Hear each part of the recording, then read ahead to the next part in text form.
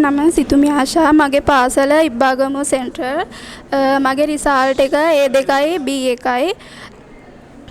මම මුලින් ඉඳන්ම සර්ගේ තමයි ක්ලාස් ආවේ තියරි රිවිෂන් දෙකම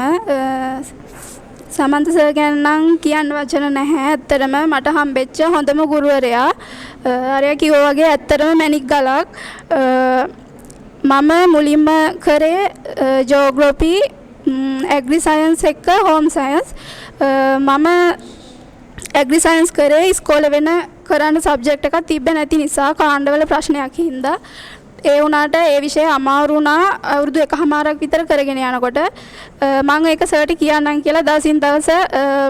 පිටිපස්සට වෙවි හිටියා සර්ත් එක කතා කරන් තිබ්බ බයට ඉස්සර සර් ළඟින් ගියත් ටිකක් වෙවුලනවා වගේ ඒ හින්දා ඊට පස්සේ එක්සෑම් එකට ඇප්ලිකේෂන් දාන්න කලින් දවසේ බය පැත්තකින් තියලා මම සර්ත් එක්ක ඇවිල්ලා කතා කරා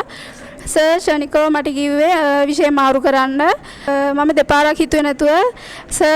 මටත් වඩා මට සර් විශ්වාස තිබ්බ හින්දා මම විෂය මාරු කරලා සර් ගාවට ඇවිල්ලා කිව්වට වැඩපිළිවෙල කියලා දුන්නා ඉතින් මගේ සම්පූර්ණ රිසල්ට් එකේ ක්‍රෙඩිට් එක යන්න ඕන සර්ට ඇත්තටම මුලින් ඉඳන් තියරි